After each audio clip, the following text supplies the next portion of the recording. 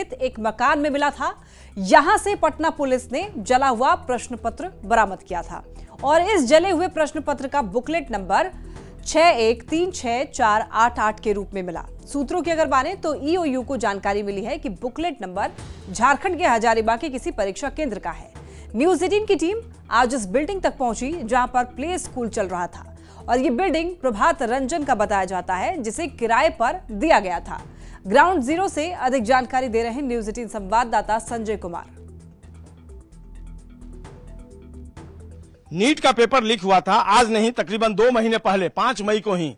और पटना पुलिस के अधिकारी भले ही इस मामले में कैमरे पर बोलने से बचते रहे हों, लेकिन जो उनके डॉक्यूमेंट्स थे वो इस बात को साबित कर रहे थे कि नीट का पेपर लीक हुआ है। और नीट का पेपर लीक जो हुआ उसमें सबसे अहम जो तुरुप का पत्ता है यही लर्न प्ले स्कूल जो है, उसने बहुत बड़ा एविडेंस दे दिया था पटना पुलिस को।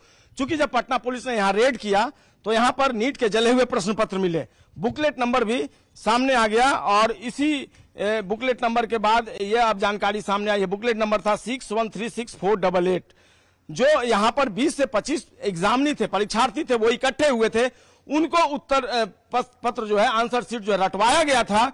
और यहीं पर जब पुलिस ने रेड किया तो जले हुए प्रश्न पत्र मिले। इसको लेकर पटना पुलिस ने लगातार कार्रवाई की, 13 लोग गिरफ्तार किए गए, अहम सबूत हाथ लगे। उसी समय क्लियर था कि पेपर जो है वो आउट है।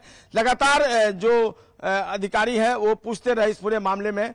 जो नीट एग्जाम कंडक्ट करने वाली एजेंसी है उससे जानकारी लेते रहे एनटीए से, लेकिन एनटीए ने कुछ भी बोलने से मना कर दिया। 3 बार रिमाइंडर दिए गए, लेकिन आखिरकार जब एनटीए ने जानकारी दी, जो सोर्स है वो बता रहे हैं कि झारखंड के हजारीबाग से पेपर लीक हुआ था और किस सेंटर से हुआ था इस बात की जानकारी ली जा रही है। तो ये जो आप स्कूल देख रहे हैं, ये जो मकान है, ये बिल्डिंग है, ये प्रभात रंजन का है, उसने किराए पे दे रखा था और यहीं पर आंसर शीट जो है रटवाया गया।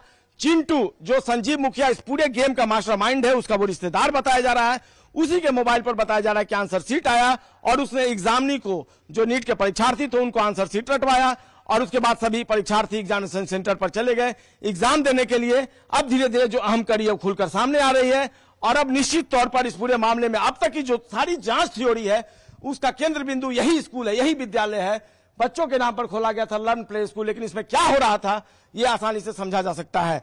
तो अब तक जांच का केंद्र बिंदु यही स्कूल रहा, सारे सबूत यहीं से मिले, जले हुए प्रश्न पत्र यहीं से मिले और इसी के दम पर आज इकोनॉमिक ऑफेंस यूनिट कह रही है कि पेपर लीक हुआ था, पटना पुलिस कह रही है कि पेपर लीक हुआ था और जांच अब धीरे धीरे अपने मुकाम पर पहुंच रही है। और देखना होगा आने वाले दिनों में जो 13 लोग गिरफ्तार किए गए, बाकी के लोग जो एब्सकॉन्ड कर रहे हैं, उनकी गिरफ्तारी कब तक हो पाती है और नीट मामले का किस तरीके से पटाक्षेप होता है जो पेपर लीक कांड के रूप में उभर कर सामने आया है।